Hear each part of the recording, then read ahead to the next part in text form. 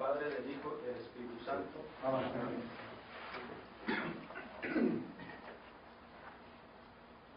Repiten después de mí. Amado Señor, Amado Señor, dame todo lo que me conduce hacia ti. dame todo lo que me conduce hacia ti. Quítame todo lo que me separa de ti. Quítame todo lo que me separa de ti. Líbrame de mí mismo Líbrame de mí mismo y entrégame enteramente a ti. y entrégame enteramente a ti. Que nunca se haga mi voluntad, Que nunca se haga mi voluntad, sino la tuya. sino la tuya. En nombre del Padre, del Hijo y del Espíritu Santo. Amén. Pues bien, les voy a compartir un tema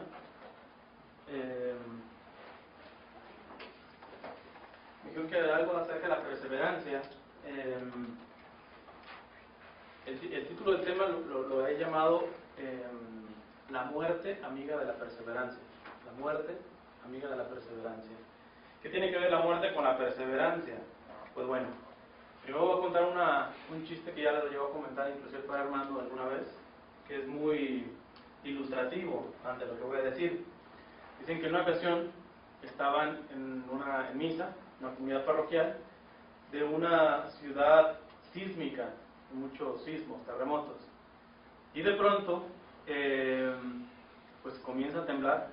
Entonces la gente entra en pánico, quieren salirse, entonces estaban amontonando, y el padre al ver que pues, al estarse amontonando, pues si no se mueren por el terremoto, se mueren por asfixia o por aplastamientos. Entonces el padre les dice, a ver, mejor hínquense todos y vamos a rezar.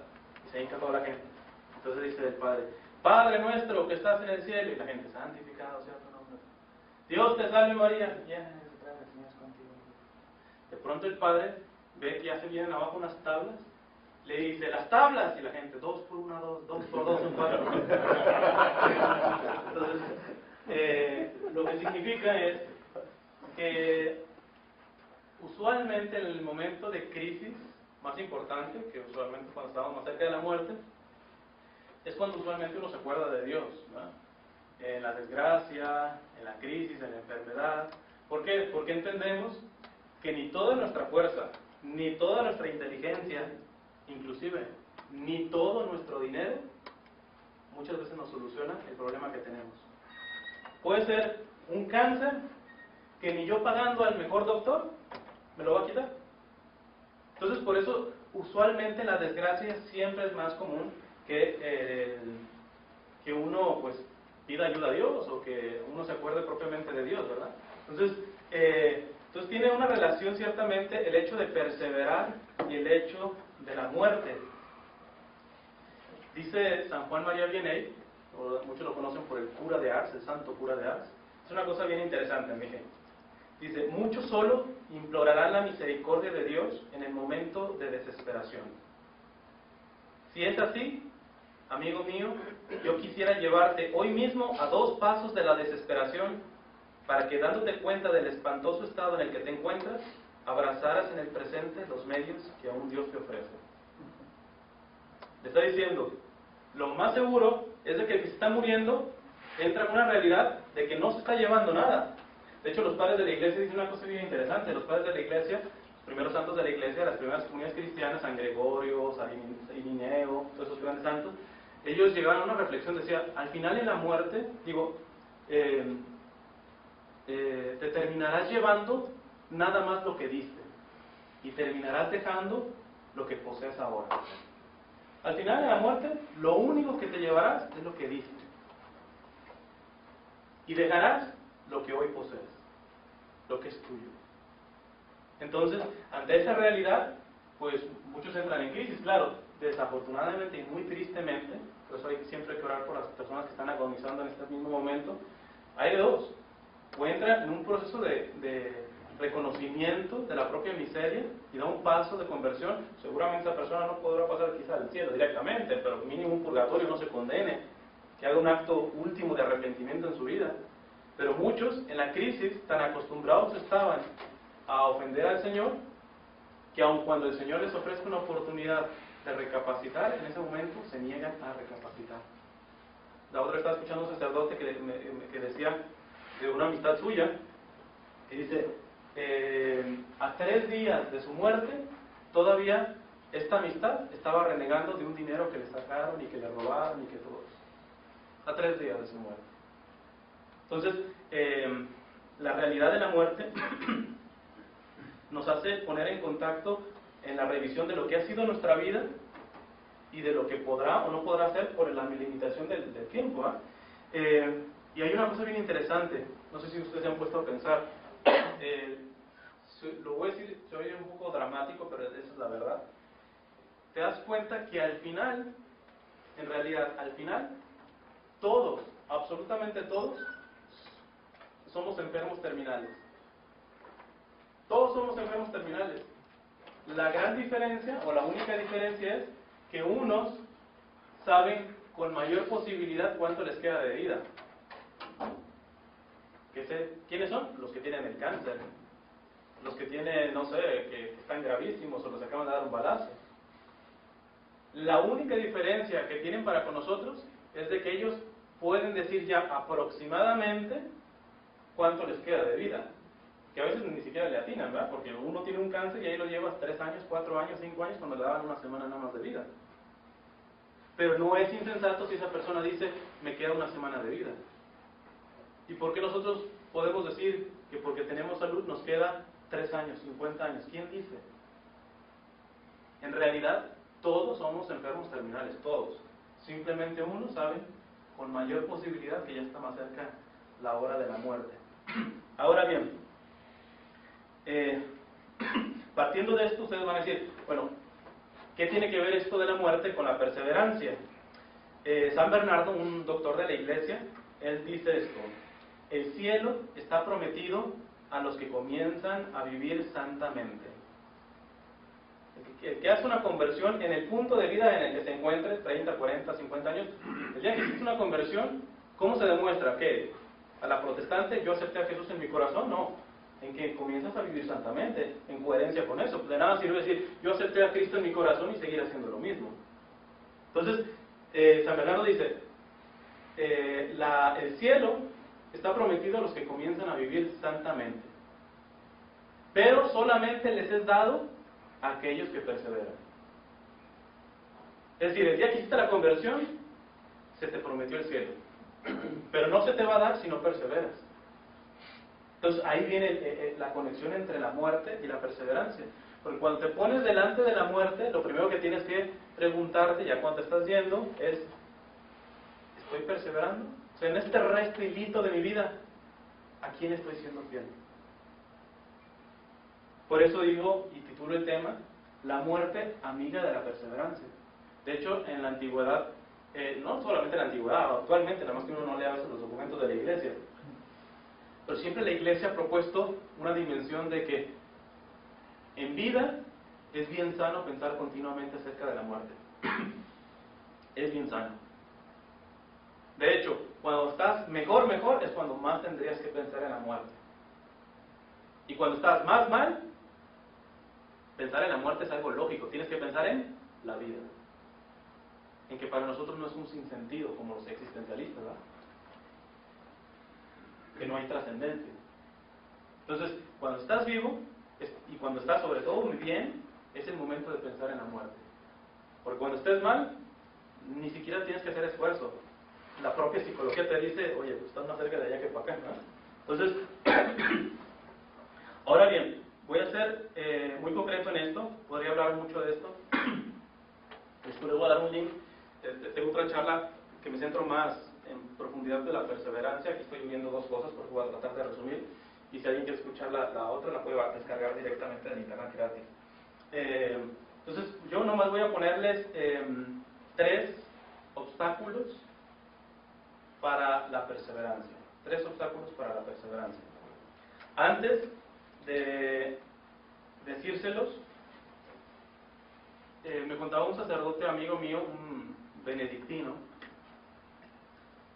que cuando él estaba estudiando en Roma, tuvo un profesor, un sacerdote, me parece que era jesuita,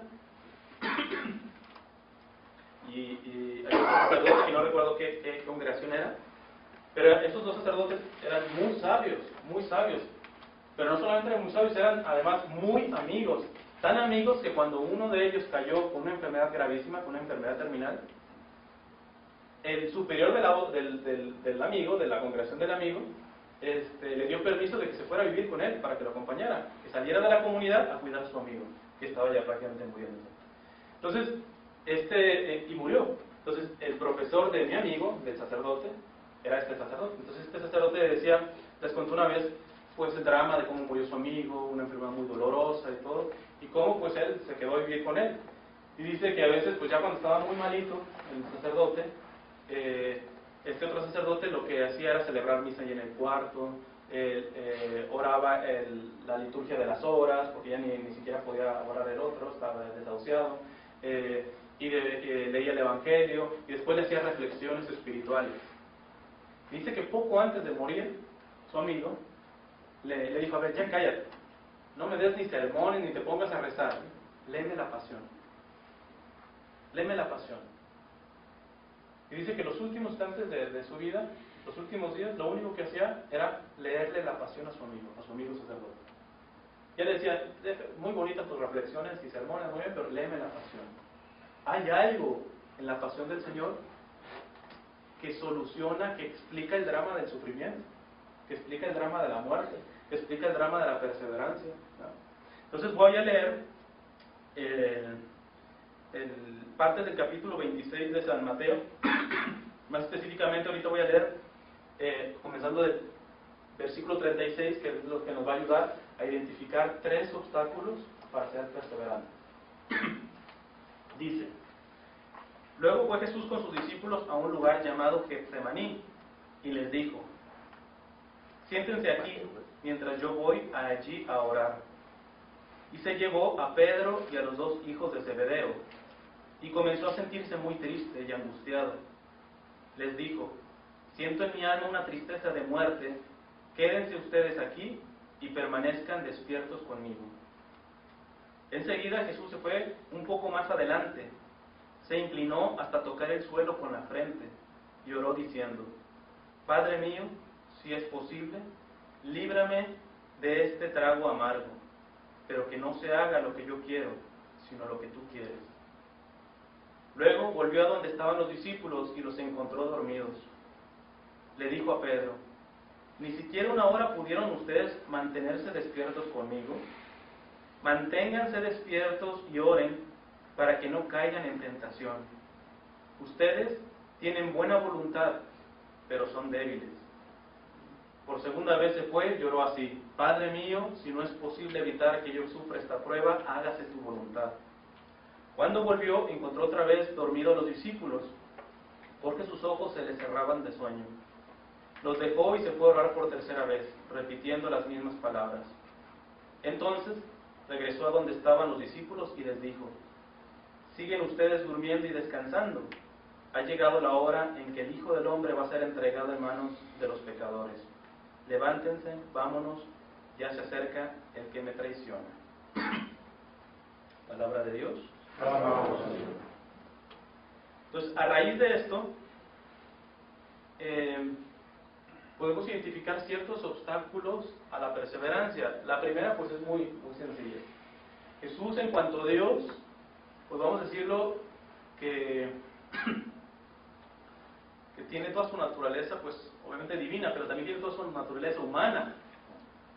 O sea, el temor que sintió Jesús no es nada diferente al temor que tú y yo sentimos delante del sufrimiento. No, es que él era Dios, pero era plenamente hombre. Lo único en donde no se emparejaba con nosotros es en el pecado, porque el pecado deshumaniza, el pecado no es de naturaleza humana. Nosotros lo adoptamos, ¿verdad? Entonces, hay que entender eso. Primero, Jesús tiene una cita delante de la pasión, del sufrimiento, del dolor y además injusto, de un padecimiento injusto, y la primera solución que ve es orar. Y se la recomienda a los discípulos. Por lo tanto, la primera dificultad o el primer obstáculo para perseverar es la falta de oración. En realidad, a mí me gusta decir, no solamente la oración, porque la oración solamente abarca una parte. Yo no les voy a decir resumido esto, porque no lo voy a desarrollar todo, ¿verdad? Pero yo digo que la falta de fidelidad al sol, sacramentos, oración y lectura de la palabra.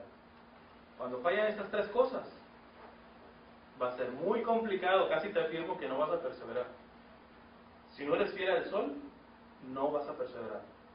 Obviamente aquí Jesús no les iba a decir, se reduce solamente a decirle oren. ¿Por qué? Porque la lectura de la palabra pues todavía no existía. ¿Quién escribe la escritura? Pues precisamente los apóstoles, ¿no?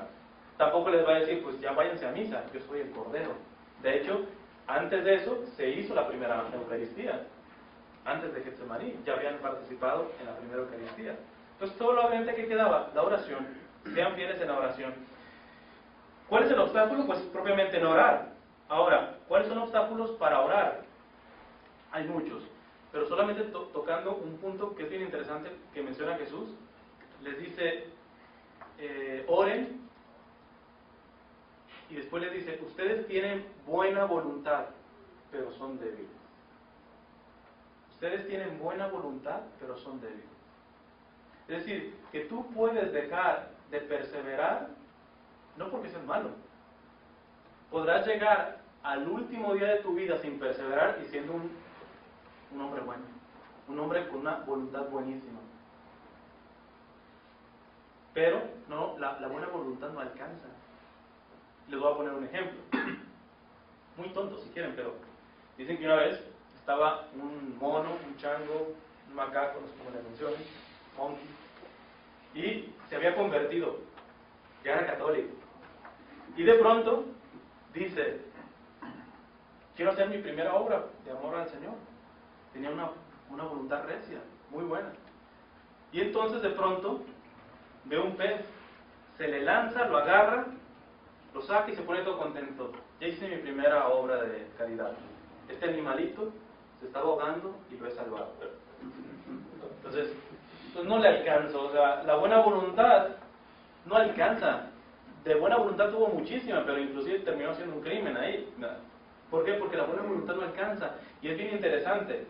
Siempre cuando yo no estoy siendo fiel a la oración, hay que revisar si no me considero débil.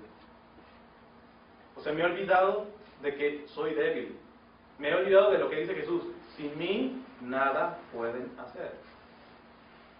Es decir, es un estilo de arrogancia. Es más importante mi trabajo, y no estoy diciendo que el trabajo sea mal, y la familia. Pero hay que entender que el demonio no va a poner tentaciones para que no veas tu debilidad mala.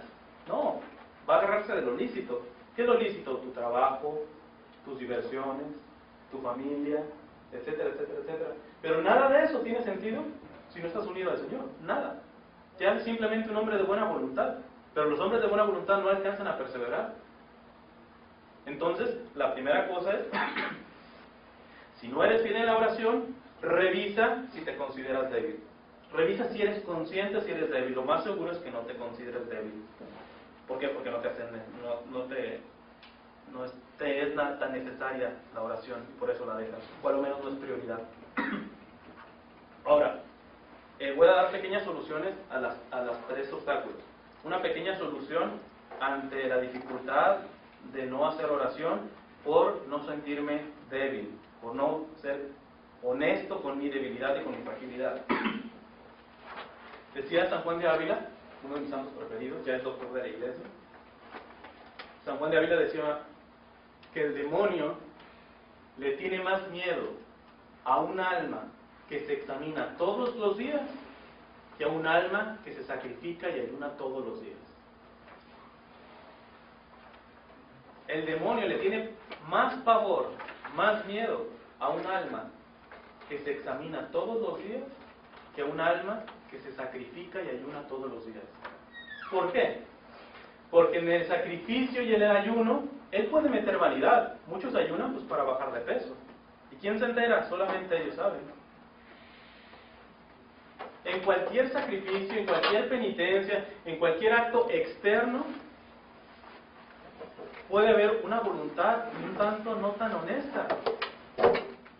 Imagínense, no sé, yo ahorita voy cruzando ahí, estoy afuera en la calle y veo una viejecita que apenas si puede caminar y quiere cruzar la calle. Y entonces yo me la acerco y la agarro de la mano y la ayudo a cruzar. Y ustedes me ven, están así, qué caritativo Cristian. Pero ¿qué pasa si les digo que lo hice porque a mí me gusta la nieta de la viejita? No se van a dar cuenta ustedes. Y un acto que en sí mismo es bueno, yo ya lo malogré por la intención. Entonces, por eso tiene razón San Juan de Ávila. El demonio le tiene más miedo a un alma que se examina, porque cuando se examina, todo sale desnudo. Así estoy, punto. Ese es un buen examen de conciencia. Esto soy. De aquí parto. De aquí crezco. Entonces el demonio tiene más bien un alma que se examina todos los días que a un alma que se sacrifica y ayuna todos los días. Por lo tanto, consejos. La excelencia en examinarse lo tiene un sacramento, que es el sacramento de la confesión. Si se fijan, son cosas para unir. Es muy difícil que tú perseveres si no oras. Es muy difícil que ores si no te sientes frágil y débil. Es muy difícil que te sientas frágil y débil si no te examinas. Porque solamente el que examina es el que se acerca a la confesión. Solamente. Y aquí vale la pena hacernos la pregunta, ¿cuándo fue tu última confesión?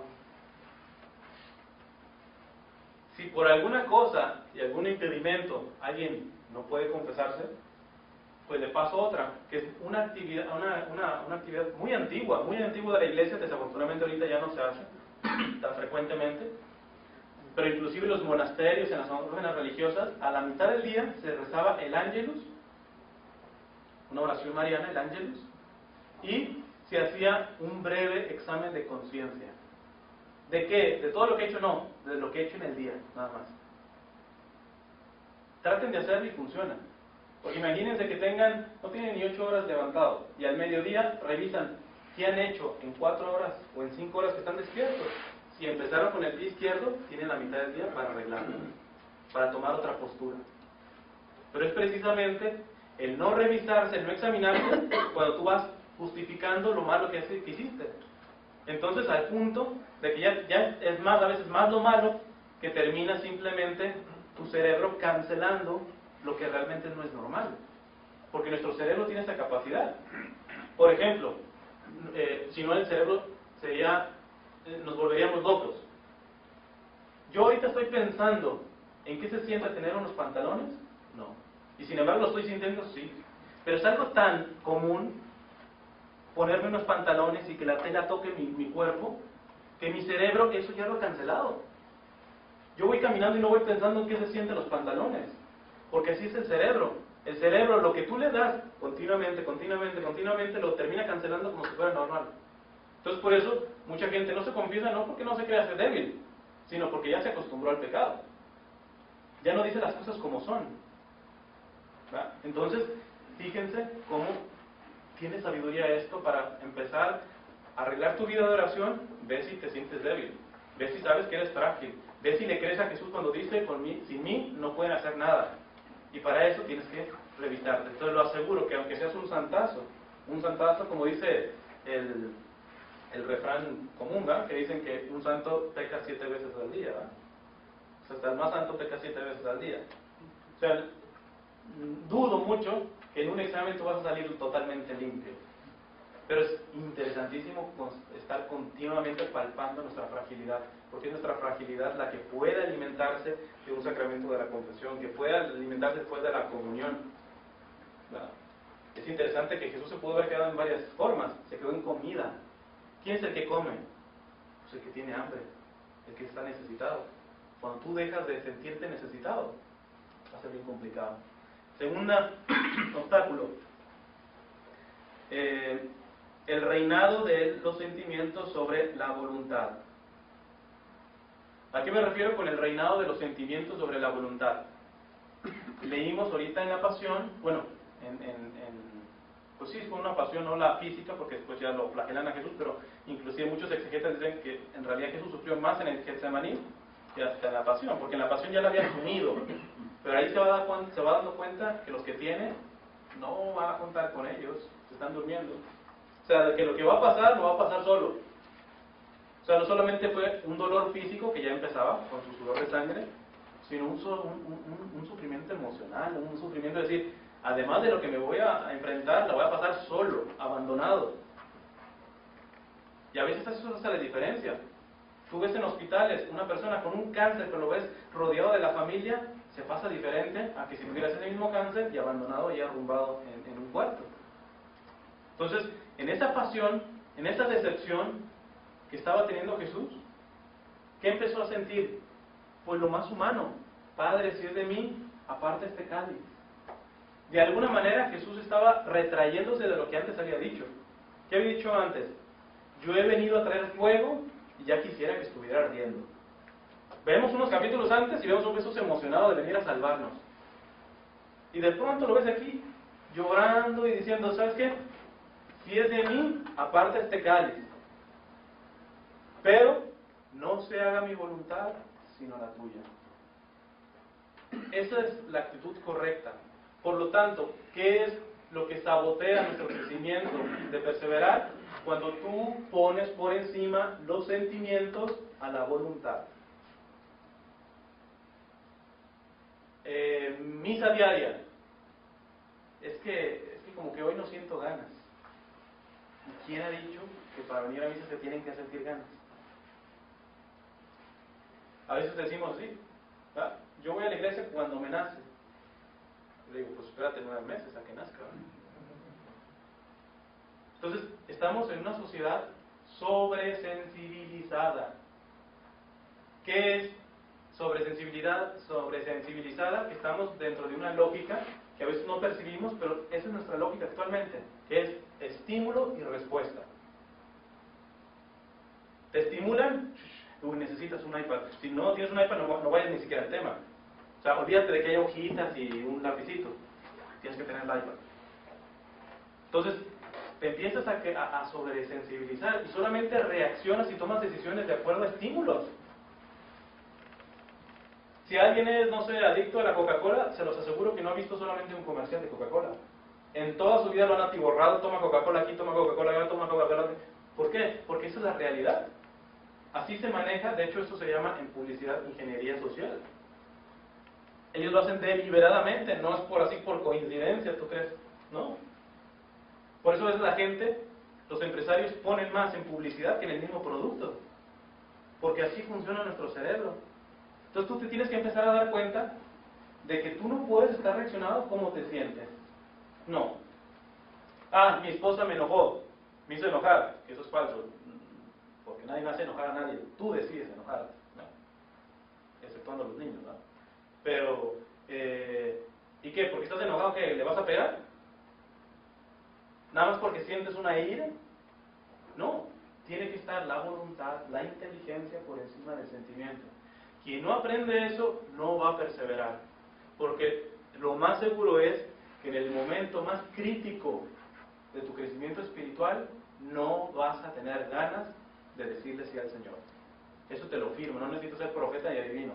En el momento más crucial de tu crecimiento espiritual, y ya no se diga en el momento de tu muerte, es el último instante que le queda al demonio para jalarte, no vas a sentir motivaciones para decirle sí al Señor.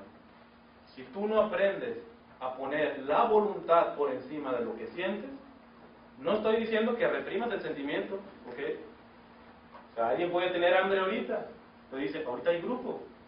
¿Y qué haces? Tu cerebro le ordena, te aguantas un poquito. O sea, no es el cuerpo que te manda, sino tú lo mandas a él.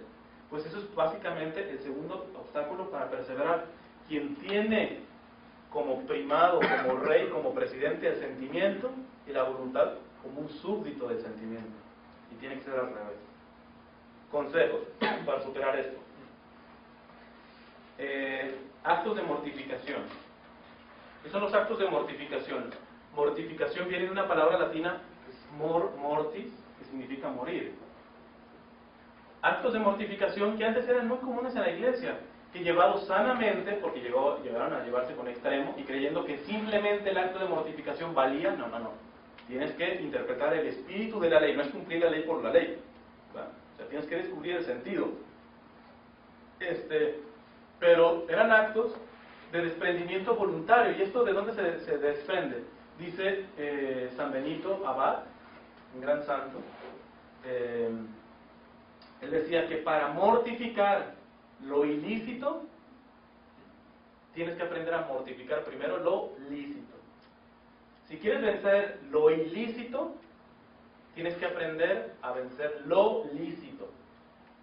En pocas palabras, o más sencillas, para vencer el mal, para renunciar al mal, tienes que aprender a renunciar al bien también, al bien personal. Ejemplo, con mi dinero de mi trabajo honesto, yo todos los domingos voy y me compro un helado. Si de vez en cuando en la semana yo no renuncio a ese helado que lo he comprado lícitamente con dinero, con mi trabajo, si yo no me desprendo de ese gusto personal, al menos de vez en cuando, no sé, en favor de dar ese dinero a otra persona para que la otra persona lo disfrute, cuando me venga, no sé, una tentación de pornografía va a ser muy complicada. Porque aunque haga las cosas rectas, es mi dinero, ha sido honestamente ganado, yo no le he entrenado mi voluntad, está acostumbrada a lo normalito. Entonces cuando llega una tentación sobrenormal, porque tengan entendido que el demonio no es caritativo, a veces cree, dice, no sé, tengo un problemón con mi esposa, y tú crees que el demonio va a decir, no, sabes que no le voy a poner tentación, ahorita tiene un problemón, no, ni siquiera, no, eres el más perverso de los perversos. Tienes una enfermedad física, él va a decir, ay, no le voy a meter tentación, mira, ya trae un cáncer, ¿cómo le voy a estar tentando ahorita? No, al contrario. Cuando te ve enfermo, con problemas, es donde más te va a meter. Entonces tú tienes que tener la capacidad de una tentación que excede tus expectativas, responder con una voluntad más fuerte de las que se esperaba el demonio. Y esa voluntad se tiene que crecer. Tiene que crecer. No nace de la nada. Y eso nace a veces, es un pequeño ejemplo, pero hay varios, pero uno es la mortificación. Voy a poner ejemplos ya más sencillos de mortificación. Por ejemplo, te metes a bañar. Yo no sé si les gusta, pero a la mayoría nos gusta quizá bañarnos con agua caliente. De pronto, ¿por qué tú no haces el ejercicio de no poner tan caliente el agua? De sentir un poquito agua fría. Sí, no, pero fíjense, y no te va a matar, y no te estoy diciendo, mira, vete, no sé, con opales en la espalda y con piedritas en las rodillas de peregrinación, no sé, hasta México. No te estoy diciendo no es ese tipo de mortificación. Empieza con lo sencillo. Tan rico es bañarse con agua caliente, prueba, al lo menos una vez a la semana, o si te lanzas con más valentía todos los días, y que la excepción sea bañarse con agua caliente. Y te bañas ahora, no te digo que te bañas con agua fría, pero mínimo bájale. Otra, la comida. Como vimos en estímulo y respuesta, mi hamburguesa con mis papitas, con toda la salsa, con todo el chile, con todo eso, con todo. Quiero saciarme. Y no nosotros los hombres. Quizás las mujeres quizás por más vanidad se miden más. Pero nosotros, ¿qué esperamos? Estar llenos, sentirnos llenos. Mientras no está lleno el tinaco, nosotros, si nos siguen trayendo, nosotros lo llenamos. ¿Por qué no haces un acto de mortificación que en una comida renuncias, no sé, al postre? O renuncias a estar satisfecho totalmente. No por vanidad, porque por ti tú seguirías comiendo. Son pequeños actos de mortificación. Cosas más, bueno, hay otro por ejemplo que a veces pongo es, a mí me gustan unas galletas, son mis favoritas. ¿Por qué no haces el ejercicio de agarrarlas y decirle, este día no me las voy a comer, pero para esforzarse y crecer en la voluntad las metes en tu pantalón? Y todo el día traes tus galletas que no te vas a comer. Son cosas tan sencillas, pero que sin embargo exigen crece voluntad, crece. En esto lícito. ¿Por qué? Porque te van a llegar tarde o temprano tentaciones que no vences. Ahorita porque estás quizás sano, vences algunas, pero te van a llegar después otras más fuertes, o cuando estás más débil, llegan las normalitas, que ya son muy fuertes para ti. Otras, ya que tienen que ver más con el comportamiento. a veces nosotros podemos tener un carácter de siempre defendernos, aunque sea justamente. Y no sé, tu esposa te dice, ¿por qué te comiste de esto? Que te había dicho que no, que era para el niño y todo eso, y tú no te lo comiste. Y tú lo escuchas y no te defiendes. ¿Por qué? Dices, bueno, vaya, no me está matando mi esposa, o sea, simplemente lo que me puede afectar es mi ego, punto. Y tú, teniendo oportunidad de defenderte, porque realmente no lo hiciste, mueres, acto de mortificación, mueres a ti mismo diciendo, mira, por hoy te voy a dar la razón, aunque no la tenga. Y vas muriendo, y vas muriendo. Y esos actos son como estar haciendo pesas, ejercicio a la voluntad. Entonces, y cuando tienes una voluntad fuerte, empieza a subir sobre el sentimiento. Ya no actúas de acuerdo a lo que siento, sino a lo que es correcto. Que si puedo venir a misa todos los días, mira, no voy a poner pretextos de que, uy, no, pero mi trabajo, pues me levanto más temprano. O sea, obligas a que la voluntad se hace como presidente, como rey, y no los sentimientos, porque los sentimientos, un día tendrás un sentimiento tan grande, ay, vamos a misa y todo eso, y otros días no vas a tener ganas de ni siquiera comulgar. Finalmente, el tercero obstáculo, la autosuficiencia. Para no perseverar, la autosuficiencia te estorba grandemente. Y aquí voy a leer un poquito antes del Evangelio que se acabó de leer. Es el mismo Evangelio de San Mateo, el capítulo 26, pero voy a leer desde el versículo 30 que dice: están en la última cena, y después de la última cena dice: después de cantar los salmos, se fueron al monte de los olivos, y Jesús les dijo: todos ustedes van a perder su fe en mí esta noche. Así lo dicen las Escrituras: mataré al pastor y las ovejas se dispersarán. Pero cuando yo resucite, los volveré a reunir en Galilea. Pedro le contestó: aunque todos pierdan su fe en ti, yo no la perderé. Jesús le dijo: te aseguro que esta misma noche, antes que cante el gallo, me negarás 3 veces. Pedro afirmó: aunque tenga que morir contigo, no te negaré. Y todos los discípulos decían lo mismo. Siempre le echamos eso a Pedro. Y todos los discípulos le dijeron lo mismo. O sea, que el que lo negó no fue Pedro, nada más, fueron todos. Todos los demás decían lo mismo. ¿Qué significa esto?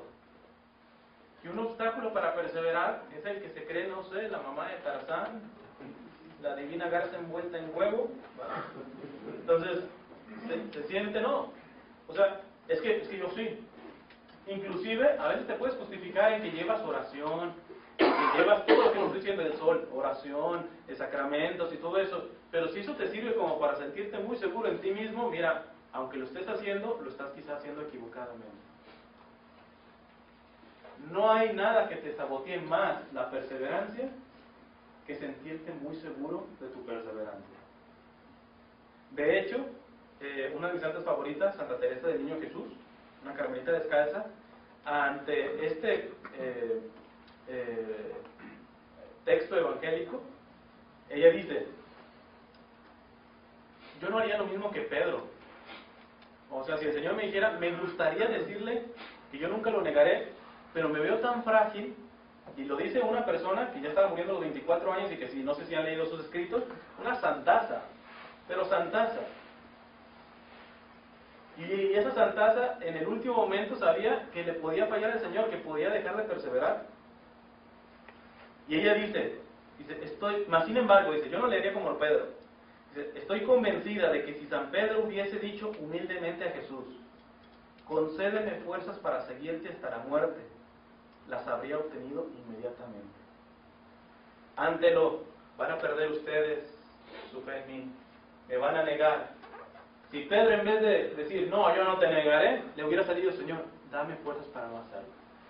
Es muy diferente. Es muy diferente. No estoy justificando decir, es que como todos los frágiles, pues vamos a justificar todas las caídas. No. Pero es muy diferente justificar la caída, y es muy diferente sentirte de que por ti no vas a caer, porque estás haciendo todo correctamente y nada se puede salir del huacán. No. Dice, si Pedro le hubiera dicho, en vez de, no te voy a abandonar, Señor, tú lo puedes todo, ayúdame a no, que yo no sea uno de esos. Dice, seguramente eso se le hubiera conseguido. Hay un santo, San Felipe Neri, que también dice una cosa bien interesante. Él le decía, Señor, no te fíes tanto de Felipe, que mira, si no le ayudas, te va a negar peor que Judas. Señor, no te confíes tanto de Felipe, que si tú no lo ayudas, te va a negar peor que Judas. Y ese era un santo. Vean qué tipo de oración es de un santo. Entonces, tercer peligro, la autosuficiencia. Para eliminar la autosuficiencia, básicamente, pues mezclen los dos consejos. Cuando tú continuamente te estás examinando, te vas a ver que no eres tan fiel como tú crees, ni que eres tan fuerte como tú crees. Y cuando tú te estás mortificando, continuamente estás pidiendo esa ayuda del Señor para dominar tu voluntad. Conclusión. Estoy yo convencido de que al final, en realidad, un santo, por ejemplo, ha habido santos que han muerto poseídos por el demonio. Tendría que explicar eso, sería algo. La posesión siempre es física, nunca espiritual. Entonces un poseído puede estar en gracia y comulgar, porque la posesión solamente está en el cuerpo, ¿verdad? El demonio tienta a los más santos terriblemente, terriblemente. Y ante esto, muchos entran, por ejemplo, en noches oscuras o sequedades del alma, no sienten a Dios, no ven a Dios. Está su fe totalmente oscura. En el momento más crucial de sus vidas, como que se les apaga todo lo que tenían como luces, ¿no? Entonces, yo les busco de algo. Miren, yo estoy seguro que Dios no nos va a juzgar por las victorias que hayamos conseguido, sino por las cicatrices de la batalla. Porque, seamos honestos, y más en nuestro tiempo, de mí se acuerdan, si Dios nos presta un poquito más de vida, no aquí en Estados Unidos, en todo el mundo esto se va a poner peor. No sería, hay persecuciones ya de cristianos, en China, Nigeria, la India, hay gente que no se puede reunir como nos estamos reuniendo nosotros, que se tienen que esconder para reunirse, porque si no simplemente son asesinados por el mismo gobierno. En mi país, en México, el siglo pasado hubo una persecución del presidente Plutarco Elías Calles. Cerró iglesias, mató gente, mató sacerdotes, el gobierno. Si te pones con el gobierno, ¿quién te ayuda? ¿Quién te protege? Entonces, el padre mencionó también en la misa la iniciativa que tiene Obama de obligar, aunque sean hospitales católicos, aunque sean empresas católicas, a que financien abortos y anticonceptivos. Es decir, que no esperemos una persecución como los primeros, de donde los agarraban, los amarraban y no sé, a los leones o con flechas, ¿no? Eso ya no funciona, porque el demonio se ha dado cuenta de una cosa que dice una frase de antaño, que dice, la sangre de los mártires es semilla de nuevos cristianos. En mismo México, cuando hubo la persecución por parte del gobierno, estaban llenos los seminarios, que no eran seminarios, eran el cerro, la casa, estaban llenos. Entonces ahora la persecución es intelectual, es diluir tus valores. ¿Para qué? Para que después pueda venir una persecución física y tú no tengas ni de dónde agarrarte. O sea, ahora es al revés. No, aquellos les aventaron la violencia, pero estaban tan bien en lo que creían que dieron la vida. Ahora el demonio se ha dado cuenta, no, ahora hay que sabotearlos por dentro, que tengan una religiosidad así suavezona, de palmaditas en la espalda, un tipo Jesús te ama, Jesus loves you, y todo muy así, pero estamos formando soldados de Cristo. Entonces cuando te aviente la persecución, ahí vas a caer. Dios no te va a juzgar tanto por las victorias que consigues, porque en realidad, disculpen la palabra, muchos ya venimos muy fregados por el pasado, por el tipo de padres que tuvimos, el ambiente en los que creamos, por lo que sea, y quizá ni en toda la vida vamos a sanar de esas heridas. Pero no te va a juzgar Dios en que hayas quedado sano, en que hayas quedado victorioso, sino en las cicatrices de la batalla, que hasta en el último momento no Distes marcha atrás. Yo por mucho tiempo recé la liturgia de las horas, y en la parte de las completas, que es una oración en la noche, hay una lectura que siempre se repite, yo me la grabé, pero nunca la había entendido bien. Dice, es de San Pedro, la carta de San Pedro dice: estén velando porque el demonio está como león rugiente buscando a quien devorar. Resistidle firmes en la fe. Y hace unos años me cayó el 20, decimos en México, se me prendió el foco y dije, hay una palabra clave.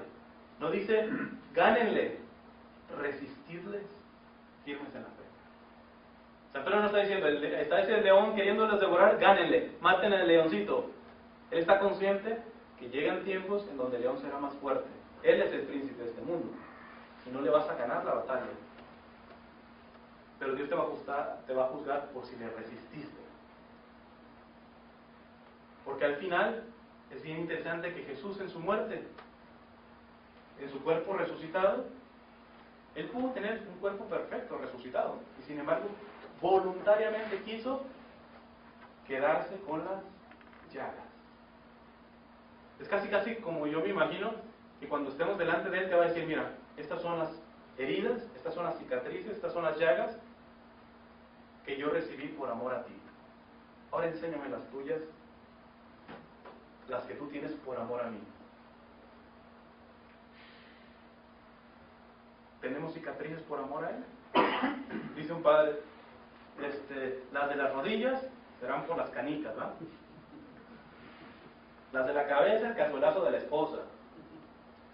Esas son nuestras cicatrices. ¿Cuáles son las cicatrices? Si hoy te mueres, le puedes decir: Señor, mira, estas son las cicatrices que recibí por amor a ti. Y es que tenemos hijos cicatrices, no puede haber excepciones, decía San Juan de Ávila una frase tremenda. Si nuestro Señor regresó al cielo herido y llagado, ¿vamos a ir los siervos vestidos y bañados? Si nuestro Señor perfecto, que no tenía ni cola que le pisaran, se fue herido y llagado, ¿vamos a ir los siervos vestidos y bañados? No nos traguemos este tipo de teologías que se han metido mucho por lados protestantes, en donde hay una teología la teología de la abundancia, Dios te quiere abundante, y vienen teologías y todo es: no te ensucias, limpiecito, no te esfuerzas, no mueras a ti. Pero al final, ¿cuáles son tus muestras de amor si no las cicatrices? Hay una oración, que con esto termino, que puede ayudarnos independientemente de lo que haya sido nuestra vida, de lo que es ahorita y de lo que será. Se le escuchó a un sacerdote, y un sacerdote se le escuchó a una mamá, y dice así: Señor, mi pasado a tu misericordia, mi futuro a tu providencia, mi presente a tu amor. Señor, tú sabes que lo único que tengo es el día de hoy para amarte, y por ti a los que me has dado. La repito: Señor, mi pasado a tu misericordia. Ya no puede ser nada. Para eso tenemos nosotros los católicos el gran privilegio de un sacramento como la confesión. Puede hacer actos de contrición, actos de reparación. Un día les puedo explicar eso. Los actos de reparación son muy semejantes a los de mortificación, pero el objetivo es diferente.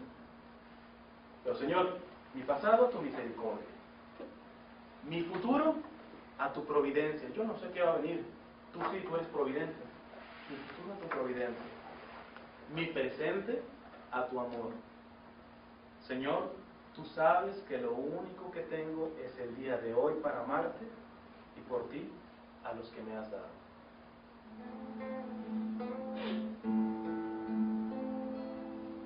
Del deseo de ser lisonjeado, líbrame, Jesús. Del deseo de ser alabado, líbrame, Jesús. Del deseo de ser honrado, líbrame, Jesús. Del deseo de ser aplaudido, líbrame, Jesús. Del deseo de ser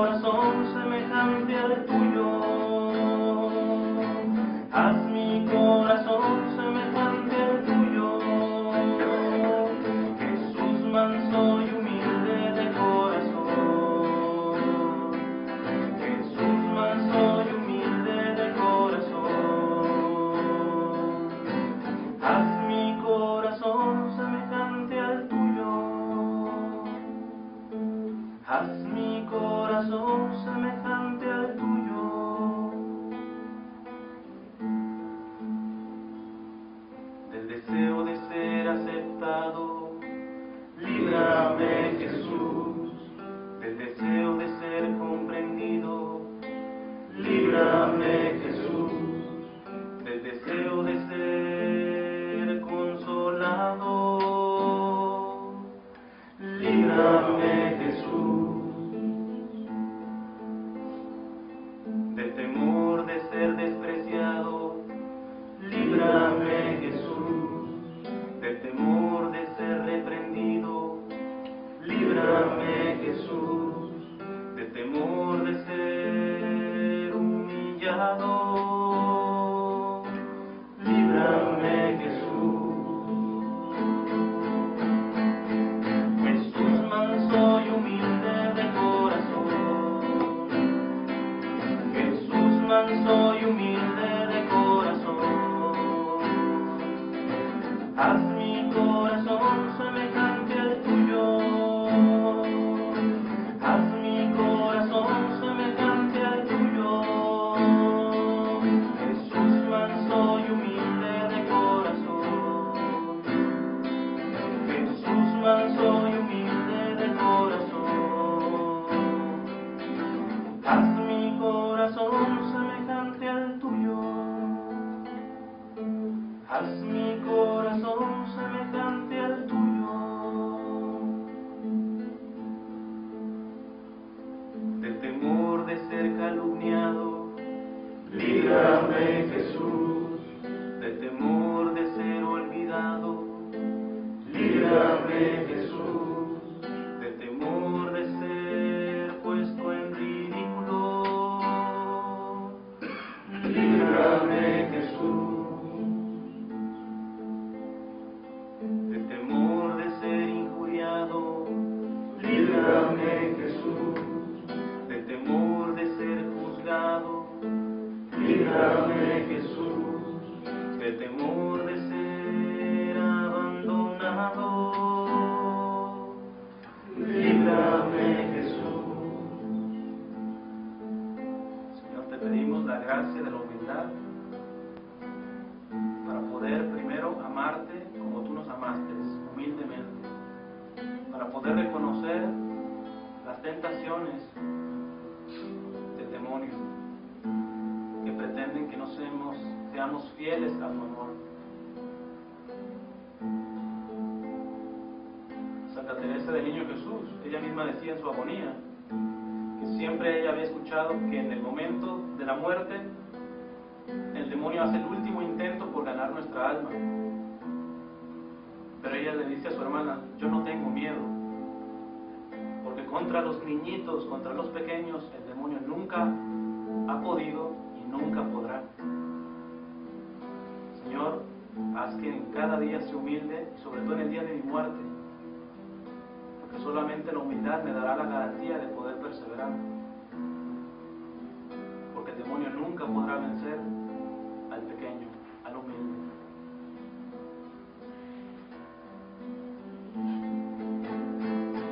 Jesús manso y humilde de corazón. Jesús manso y humilde de corazón. Haz mi corazón semejante al tuyo. Haz mi corazón semejante al tuyo. Jesús manso y humilde de corazón. Jesús manso y humilde de corazón.